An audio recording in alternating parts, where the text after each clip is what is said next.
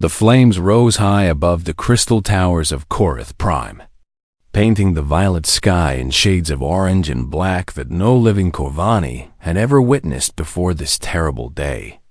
And Elder Vethral stood at the window of the great archive, watching his world die piece by piece as the Hegrath warships continued their merciless bombardment from orbit. He had lived for 300 cycles, longer than most of his kind, and in all that time he had dedicated himself to preserving knowledge, to protecting the ancient texts that contained the wisdom of 1,000 civilizations across millions of years. Yet none of that knowledge could save them now. The archive shook as another blast struck somewhere in the eastern district, and Vethral gripped the stone railing with his four-fingered hands, steadying himself as dust fell from the ceiling above. "Elder," a young voice called from behind him, and he turned to see Silicor rushing through the doorway, her silver scales covered in ash and her uniform torn from battle. "The Defense Council has fallen. The Hegrath ground forces have breached the inner city." Vethral nodded slowly, his ancient eyes holding a sadness that went beyond this single moment of destruction. For he had seen this pattern repeat itself across the galaxy for decades. Now the Hegrath Dominion had risen like a plague 40 years ago, sweeping across star systems with a hunger that could never be satisfied, conquering and enslaving every species they encountered. And now they had finally come for the Corvani, the keepers of galactic history, the peaceful scholars who had never raised weapons against anyone. "How many ships remain in our fleet?" Vethral asked, though he already suspected the answer would bring no comfort. Silicor lowered her gaze, and her voice came out barely above a whisper. "7, Elder. Only 7 vessels still function, and they are attempting to evacuate civilians from the northern spaceport. 7 ships against the Hegrath armada that numbered in the thousands. 7 fragile hopes carrying perhaps a few thousand survivors, while billions remained trapped below, waiting for death or enslavement." Vethral turned back to the window and watched a Hegrath cruiser drift across the sky like a predator savoring its kill, its weapons charging for another devastating strike. "There is something I must show you," he said suddenly, moving away from the window and walking deeper into the archive. Past rows of crystalline storage units that held the accumulated knowledge of countless generations, Ilika followed, confused but obedient, her respect for the Elder overriding her warrior instincts that screamed at her to return to the battle outside. They descended 3 levels below the main floor, passing through security barriers that recognized Vethral's genetic signature, until they reached a chamber that Silicor had never known existed. The room was small and circular, with a single pedestal in the center, holding a crystal that glowed with a soft blue light, pulsing gently like a heartbeat. "What is this place?" Silicor asked, her eyes wide with wonder despite the chaos above. Avel approached the pedestal and placed his hand upon the crystal, activating holographic displays that filled the air around them with ancient text and images. "This is the Vault of Uncertainties," he explained, "where we keep records that have never been verified, accounts that seem too impossible to believe, stories that most scholars dismissed as mythology or madness." He gestured at one particular display, and the hologram expanded to show a small blue and green world orbiting a yellow star at the very edge of the galaxy, in a region so remote that no known civilization had ever explored it. "What world is that?" Silicor asked, studying the image with growing curiosity. "The records call it Earth," Vethral replied. "And according to the oldest fragments in our archive, fragments that predate even the Corvani civilization, this world gave birth to a species unlike any other in the cosmos." The display shifted to show crude drawings of bipedal creatures, tall and strange, with only 2 arms and 2 legs, their bodies covered in various shades of skin rather than scales or fur or carapace. They called themselves humans, Vethral continued, and the ancient texts described them in terms That sounded like fantasy rather than fact. He began reading from the holographic text, translating the archaic language into words Silicor could understand. Born on a world of crushing gravity and violent weather, forged by predators and disease and constant struggle, the humans developed traits that seemed contradictory but proved devastatingly effective. They were soft-skinned yet nearly impossible to kill, short-lived yet possessed of patience that outlasted mountains, physically weak compared to most species yet capable of endurance that defied biological explanation. Silicor listened with skepticism written across her features, for she had trained as a warrior her entire life and knew what strength looked like. And these humans sounded more like children's tales than real beings. Why are you showing me myths while our people die above us? She demanded, her patience wearing thin Vithral, fixed her with a gaze that held centuries of wisdom and something else. Something that looked almost like hope, because I have spent my entire life studying these records, he said. And I believe they are not myths at all. I believe the humans existed, perhaps still exist somewhere in that distant corner of the galaxy. And I believe the reason no one has ever found them is because they were never meant to be found until they were needed. An explosion rocked the archive above them, sending cracks racing across the ceiling of the vault.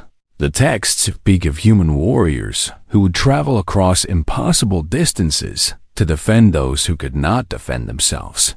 Vethral continued urgently, of a species that considered protecting the innocent to be a sacred duty rather than a strategic calculation. Silicor shook her head, unable to accept what sounded like desperate fantasy. Even if these humans were real, they are on the other side of the galaxy. They can never reach us in time. No one can save us now. But even as she spoke those words, a signal began flashing on the archive's communication system. A signal that made no sense according to every database the Corvani possessed. Elder, a voice crackled through the speakers, filled with confusion and something that might have been wonder. Our sensors have detected an unknown vessel entering the system. It is using communication frequencies we have never encountered before, and its design matches nothing in any of our records. Vethral's hearts began beating faster than they had in decades, and he looked at Silicor with tears forming in his ancient eyes. Perhaps, he whispered, the myths have heard our prayers, far above the dying world. At the edge of the star system, a ship emerged from hyperspace, its hull bearing words in a language no species in this part of the galaxy had ever seen. USC Crimson Dawn, and aboard that vessel, Captain Daniel Harper looked at the tactical display showing hundreds of warships bombarding a defenseless planet, and he felt something cold settle into his chest, something that every human recognized but rarely spoke of openly. It was the quiet anger that came before action, the fury that humans had learned to control but never to eliminate, the inherited rage of a species that had clawed its way to the stars through blood and sacrifice and the absolute refusal to accept defeat. All hands, he said into the ship-wide communication system, his voice calm despite the fire building behind his eyes. Battle stations. The myth had arrived. Captain Daniel Harper had spent 20 years in the United Space Command, serving on vessels that patrolled the solar system and protected Earth's growing network of colonies. But nothing in his training had prepared him for what he was witnessing on the tactical display. Hundreds of warships surrounded a planet that glowed with the fires of orbital bombardment, and smaller vessels moved between the chaos, systematically destroying what appeared to be civilian transports attempting to flee the destruction. Lavra, he said, turning to his chief diplomat, who stood beside him on the bridge. What can you tell me about those distress signals we intercepted? Lavra Mitchell had been working on the alien transmissions for 3 days straight, barely sleeping as she struggled to decode languages that humanity had never encountered before. And her eyes were red with exhaustion, but bright with determination. The victims call themselves Corvani, she reported. Pulling up her analysis on the main screen, they appear to be a peaceful species. Scholars and historians, from what I can gather. And the aggressors are called the Hegrith Dominion. She paused, her expression darkening as she continued. Based on the signal fragments I have decoded, the Hegrith have been conquering civilizations across this region for decades. They take no prisoners except for slaves. And they show no interest in negotiation or mercy. The bridge fell silent as the crew absorbed this information. For humanity had always wondered what they would find when they ventured beyond their own small corner of the galaxy. And now they had their answer. The universe was not empty. It was at war. We have a choice to make, Harper said, addressing his senior officers who had gathered around the command table. We can retreat, return to Earth, and report what we have found. No one would blame us for choosing survival over intervention in a conflict we do not understand. Kevin Morris, the tactical officer, shook his head before the captain had even finished speaking. His jaw set with the stubborn resolve that had made him one of the finest strategists in the fleet. Captain, look at those transports, he said, pointing at the display where Hegrith interceptors were closing in on slow-moving civilian vessels. Those are families trying to escape. Children dying because they were born on the wrong planet at the wrong time. If we turn away now, we are no different from the ones pulling the trigger. Megan Shaw, the chief engineer, nodded in agreement. Her arms crossed over her chest as she studied the tactical situation with a calculating eye. The Crimson Dawn was built for deep space exploration, she added, but she was also built tough enough to survive anything the universe could throw at her. We have weapons, we have shields, and we have a crew that knows how to fight. Harper looked around the bridge at the men and women who had followed him across the galaxy, and he saw no fear in their eyes, only the grim determination that had carried humanity through every crisis in their history. Then we fight, he decided, and the words carried the weight of a promise that would echo across the stars. Helm, take us in. Put us between those transports and the Hegrith interceptors. The Crimson Dawn surged forward, its engines burning bright as it dove into the heart of the battlefield and across the system. Every sensor array and communication device registered the arrival of something unprecedented. Scylla Kor was piloting her damaged fighter through a field of debris when the unknown vessel appeared on her screens. And at first, she thought the battle damage had corrupted her instruments because the ship matched nothing in any database she had ever accessed. It was smaller than a Hegrith cruiser, but moved with a speed and agility that seemed impossible for a vessel of its size, cutting through the chaos like a blade through water as it positioned itself directly in the path of the interceptors, pursuing the civilian transports. Unknown vessel, she broadcast on an open channel, her voice desperate and hopeless. Please, if you can understand me, we need help. They are killing everyone. For a moment there was only silence, and Scylla Kor prepared herself for disappointment, prepared to watch another potential ally flee from the overwhelming might of the Hegrith. A voice responded, speaking her language in broken but understandable words that someone had clearly assembled from the distress signals themselves. This is the human vessel Crimson Dawn, Laura Mitchell said, her pronunciation awkward but her meaning clear. We hear you, we see you, and we are not leaving human, Scylla Kor thought, her mind racing back to the stories Elder Vethral had shared in the vault. The ancient myths about a species from the edge of the galaxy, the impossible warriors who protected the innocent, the legends that no one believed were real aboard his command ship. Supreme Commander Draxvon watched the strange vessel with growing irritation, for he had conquered 47 civilizations and never once encountered a species bold enough or foolish enough to challenge the Hegrith so directly. Where is that ship? He demanded, his massive form looming over the tactical officers who scrambled to provide answers. "Unknown. Supreme Commander," one of them replied nervously. "The vessel does not match any design in our databases. The species aboard does not appear in any of our intelligence files. We have no information on their capabilities or intentions." Draxvan's lips curled back to reveal rows of serrated teeth, and his eyes narrowed with a predator's focus as he studied the newcomer. "Hail them," he ordered. "Inform them that they have entered Hagrith territory and will surrender immediately or be destroyed." The message was transmitted, and the response came within seconds. Not from the diplomatic officer, but from the captain himself. "This is Captain Daniel Harper of the United Space Command," the human said, his voice carrying none of the fear or submission that Draxvan expected.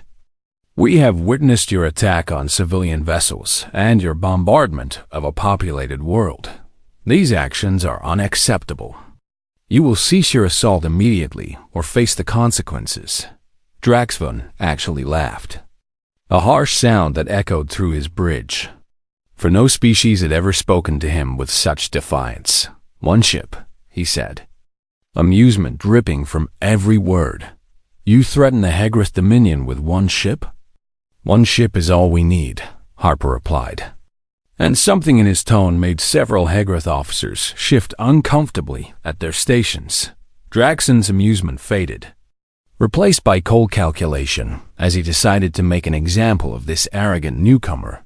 "Destroyer Vanguard," he commanded. "Eliminate that vessel. Show them what happens to those who dare challenge Hagrith supremacy." A massive warship broke formation and moved toward the Crimson Dawn, its weapons charging with enough firepower to crack a small moon and across the battlefield. Every eye turned to watch what everyone expected to be a swift and brutal execution. But Kevin Morris was already entering commands into the tactical system, his fingers flying across the console as he calculated firing solutions and evasion patterns. "Captain," he said with a grim smile, "let us show them what humans can do." The Hagrith destroyer opened fire, and the battle that would change the galaxy forever began. The first salvo from the Hagrith destroyer should have ended everything, for the weapons aboard that vessel had shattered fortresses and melted warships across 100 worlds. And no sane pilot would have attempted to evade fire from such overwhelming force. But sanity, as the galaxy was about to learn, was a relative concept among humans. Kevin Morris shouted commands as Daniel Harper threw the Crimson Dawn into a spiral dive that pulled 7 gravities of force, a maneuver that would have killed most species instantly. As the blood drained from their brains and their organs collapsed under the pressure, the human crew merely grunted with discomfort as their seats absorbed most of the impact, their bodies hardened by generations of evolution on a world where gravity was a constant enemy to be overcome.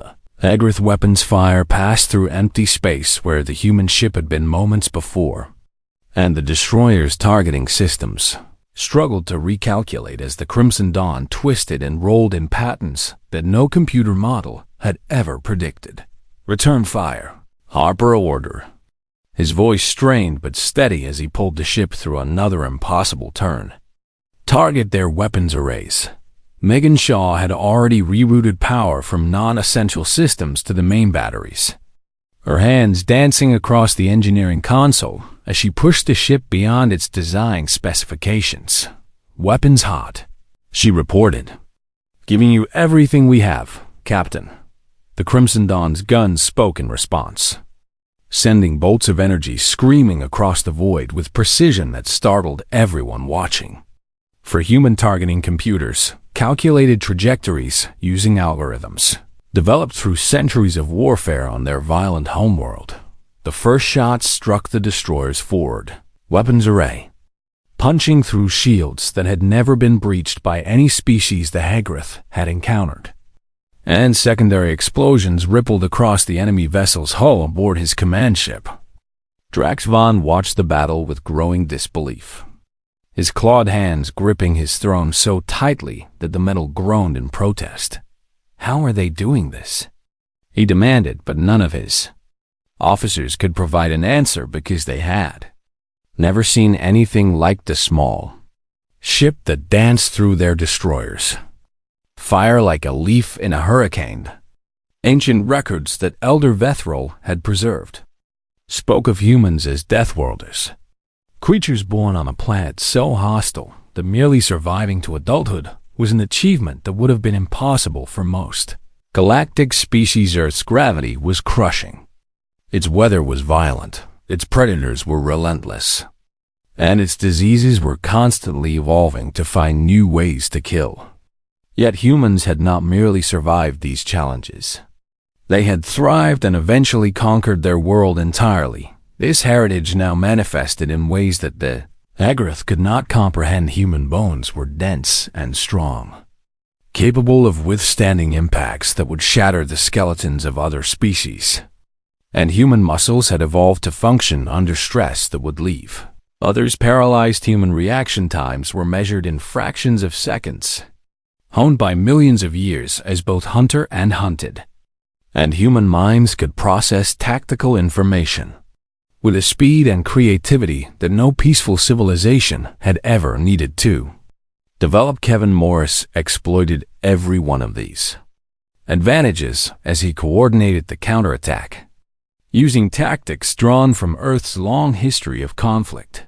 Target their engine section, he commanded, identifying weak points in the destroyer's design that its creators had never thought to protect, because no enemy had ever gotten close enough to exploit them. They are built for intimidation, not actual combat against a determined opponent. The Crimson Dawn swept around the destroyer's flank, moving so fast that the larger ship could not track its movements, and unleashed a devastating volley into the enemy's propulsion systems. The destroyer shuddered as explosions tore through its engineering section, and warning lights flashed across Hegrath consoles as the massive vessel began to drift. Crippled, but not destroyed, Silicork watched from her damaged fighter with tears streaming down her scaled face. For she had seen the Hegrath crush every resistance they had ever faced. And now a single unknown vessel had done what entire fleets had failed to accomplish. The myths are real, she whispered to herself. And for the first time since the invasion began, she felt something other than despair. The news spread across the Corvani defense network like wildfire, carried by desperate communication officers who could hardly believe what they were reporting. A ship had appeared from nowhere, crewed by a species called humans that existed only in ancient legends. And that ship had crippled a Hegrath destroyer in single combat. Elder Vethrol received the report in the vault beneath the archive, and he sank to his knees as the weight of vindication washed over him. For he had spent his entire life believing in something that everyone else had dismissed as fantasy. They came, he said, his voice breaking with emotion. After all this time, they actually came. He immediately ordered the ancient texts about humanity to be transmitted to every Corvani ship and settlement, not as scholarly curiosities, but as proof that hope still existed. Proof that the Hegrath were not invincible. Proof that legends could become reality when the universe was desperate enough to need them. Draxovan watched his crippled destroyer drift helplessly and felt an emotion he had not experienced in decades of conquest uncertainty. He had built his empire on the assumption that superior numbers and firepower would always triumph, that no species could stand against the Hegrath war machine once it began to move. But now a single ship from an unknown civilization had proven that assumption wrong. All ships hold position, he ordered, his voice cold and calculating. We are withdrawing to reassess the tactical situation. His officers stared at him in shock, for the Supreme Commander had never ordered a retreat in his entire career. Sir, one of them dared to ask. We outnumber them thousands to one. Surely we can overwhelm. Did you not see what just happened? Draxvan interrupted, his eyes fixed on the human vessel that now held position between his fleet and the fleeing civilian transports. That ship moves in ways our computers cannot predict. Fights with tactics our strategists have never encountered. And its crew survives forces that would kill any of us instantly. He rose from his throne and walked to the viewport, staring at the small vessel that had just changed everything he thought he knew about warfare. "I want to know who these humans are," he said quietly. "I want to know where they come from, what makes them different, and how they can be destroyed. Until I have that information, we do not engage them again." The Hegrath fleet began to pull back and across the battlefield. The survivors of the Corvani Defense Force watched in amazement as the conquerors, who had seemed unstoppable, finally hesitated aboard the Crimson Dawn.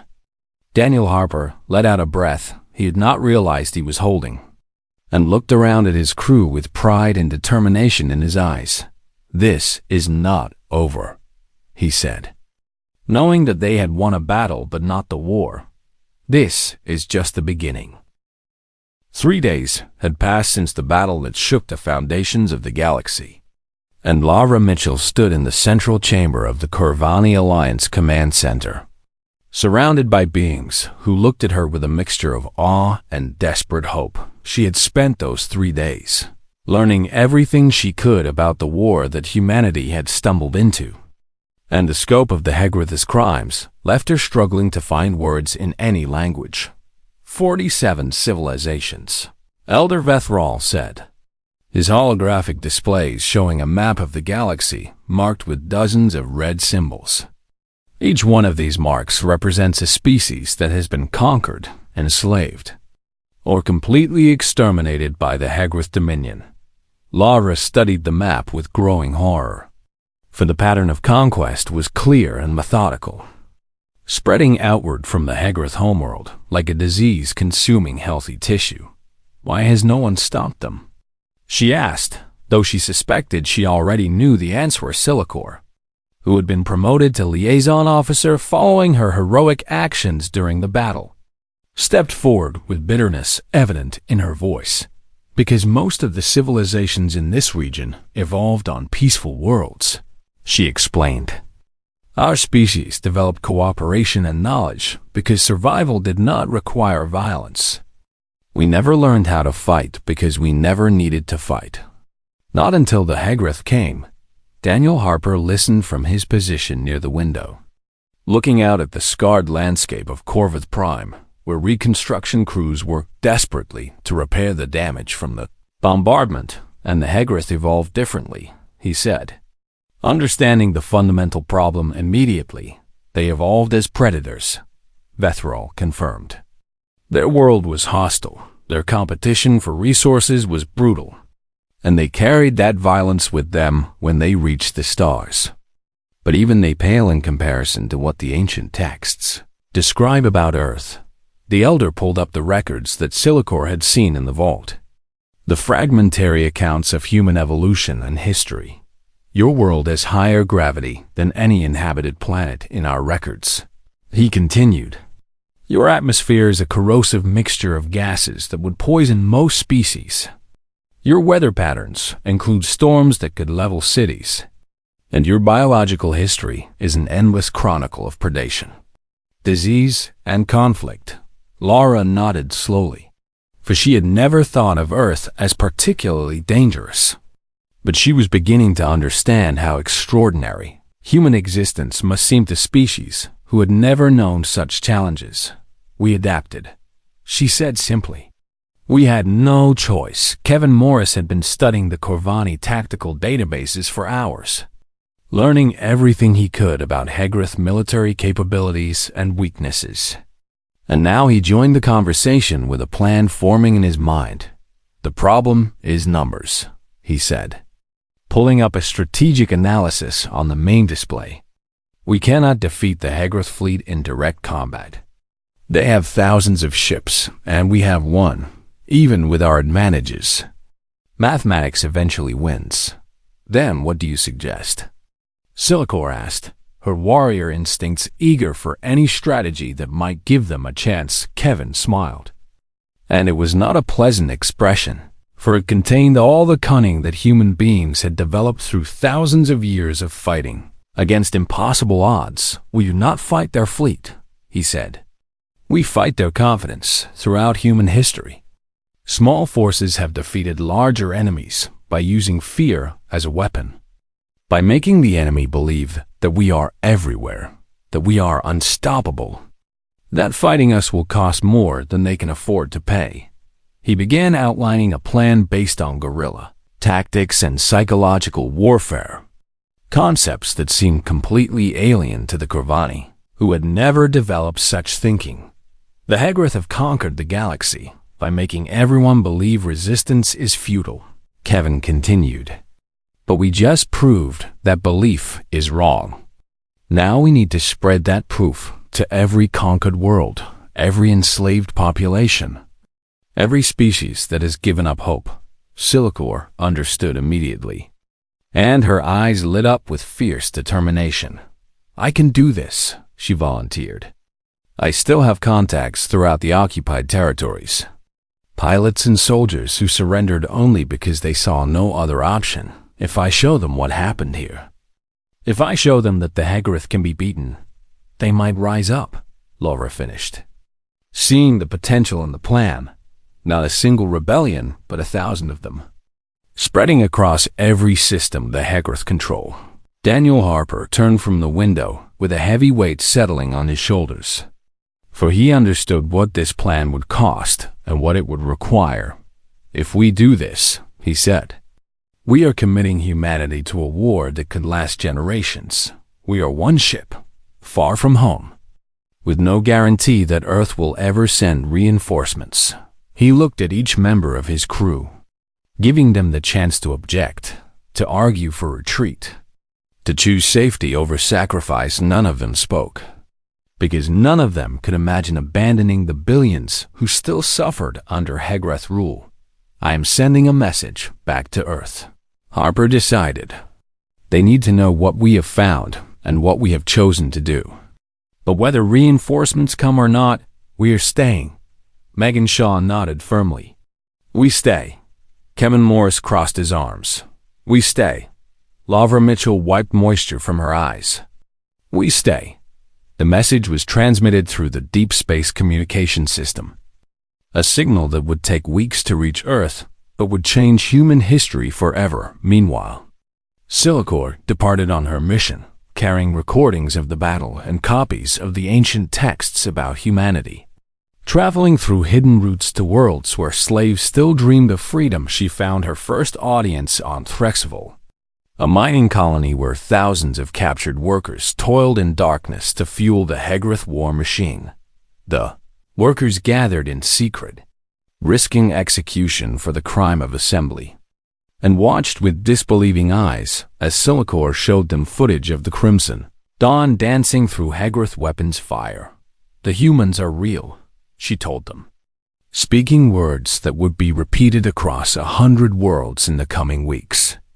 They came from the edge of the galaxy, from a death world that makes the Hegroth homeworld look peaceful. And they stood against the Dominion without hesitation. A mining supervisor, his scale scarred from years of brutal labor, stepped forward with tears flowing freely.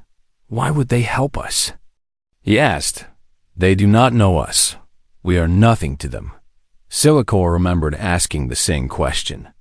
Remembered the response that Laura Mitchell had given her, because humans believe that protecting the innocent is not a strategic choice, she answered. It is a sacred duty. They would rather die fighting for strangers than live knowing they abandoned them. The message spread like fire, carried by smugglers and refugees and slaves who had nothing left to lose. And with each telling, the legend of humanity grew larger and more powerful. Draxon learned of the spreading rebellion from his intelligence network, and his earlier uncertainty transformed into cold fury.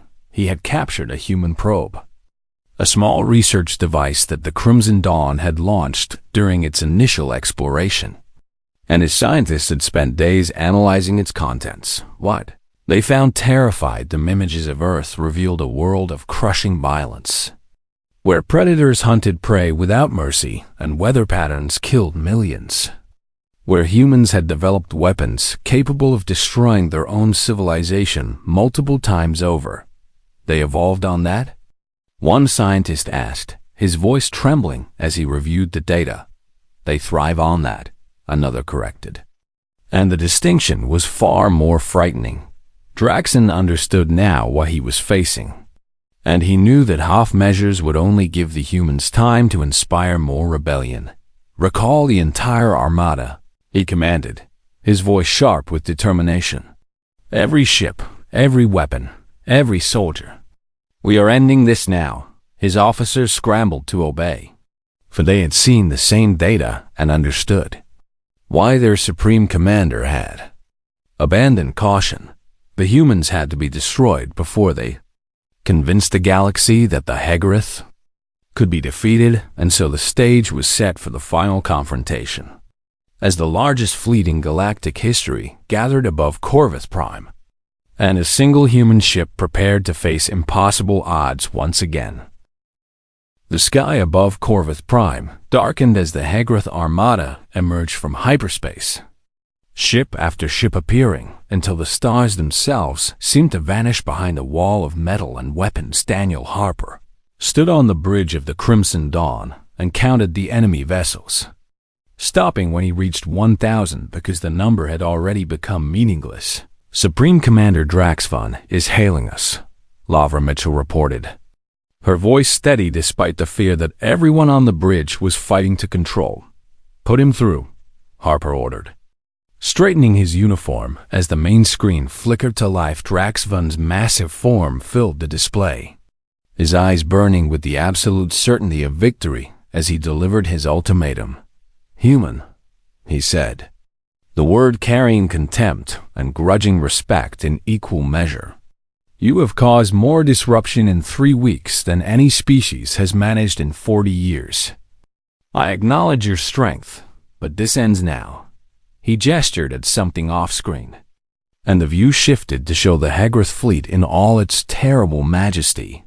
Surrender yourself and your crew, and I will allow the Kolvani to live as subjects rather than slaves. Refuse, and I will burn their world to ash and hunt your species to extinction. Harper felt the weight of the choice pressing down on him, for he was being asked to trade his crew's lives for billions of innocent beings. And every instinct told him that surrender was the only moral option. But Elder Vethral appeared beside him, having traveled to the Crimson Dawn for exactly this moment, and placed a gentle hand on the captain's arm. Do not, the ancient Kolvani said.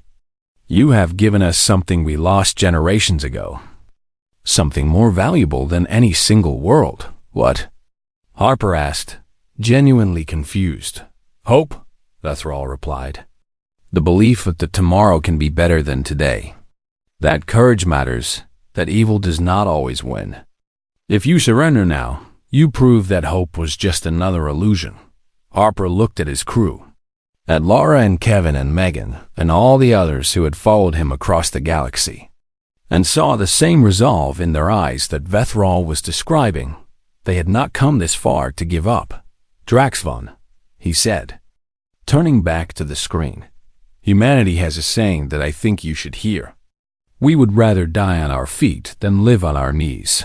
The Supreme Commander's expression shifted from confident to furious as he realized his ultimatum had been rejected.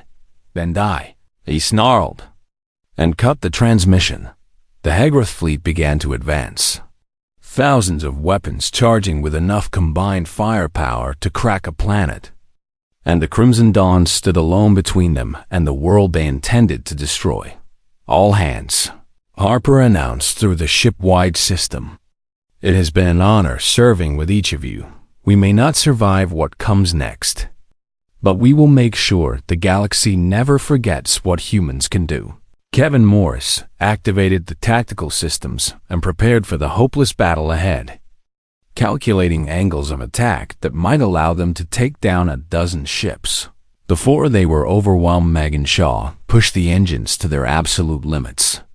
knowing that she would need to perform miracles to keep them flying through what was coming. Laura Mitchell opened every communication channel, broadcasting their stand to anyone who might be listening across the occupied territories. And then something impossible happened. A ship appeared from hyperspace.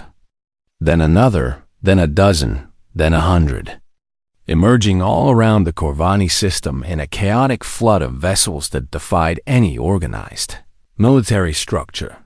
They were Corvani ships that had been hiding in asteroid fields, waiting for a reason to fight. They were refugee fleets from conquered worlds, armed with improvised weapons and desperate courage. They were slave transports that had been seized by workers who had heard the stories and decided they would rather die free than live in.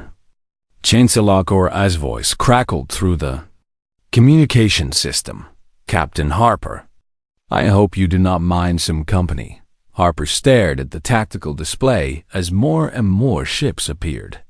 Hundreds of vessels from dozens of species, united by nothing except the belief that the humans had given them.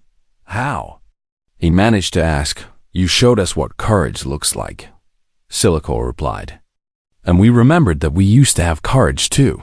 Draxfun watched the ragtag fleet assembling with something close to panic clawing at his chest. For his intelligence networks had reported growing unrest, but nothing on this scale. Where did they come from? He demanded, but no one had answers because no one had predicted that the conquered species would ever fight back. The battle began with the ferocity of 1,000 suppressed rages finally unleashed. Kevin Morris coordinated the Allied fleet using every tactical trick humanity had ever developed, organizing the chaotic collection of ships into strike groups that hit the Hegrath from angles they never expected. Corvani vessels target their communication arrays. He ordered mining ships go for their supply lines. Refugee transports screen the civilian evacuations. Do not try to match them in firepower. Make them chase you and wear them down. It was guerrilla warfare on a cosmic scale. The same principles that human rebels had used against empires throughout Earth's history, adapted for a battlefield that spanned an entire star system. The Hegrath fleet was designed to crush organized resistance through overwhelming force. But they had never faced an enemy that fought without formations, without retreat, without regard for their own survival. Ships crewed by freed slaves rammed directly into Hegrath cruisers, their pilots choosing certain death over the possibility of re-enslavement. Varens of conquered worlds flew ancient vessels into the heart of the enemy fleet, broadcasting their species' names so that the galaxy would remember who they were. And at the center of the chaos, the Crimson Dawn became a symbol that everyone rallied around. A small human ship that refused to fall, no matter how much damage it absorbed. Megan Shaw performed engineering miracles, rerouting power from systems that should have been critical, keeping weapons firing and shields holding through sheer stubborn ingenuity. The battle raged for hours, and slowly, impossibly, the Hegrath began to falter. Their rigid command structure could not adapt to an enemy that changed tactics constantly. Their soldiers, who had only known victory, began to panic when faced with opponents who would not surrender. Draxon finally ordered the retreat when he realized that continuing would mean the destruction of his entire fleet.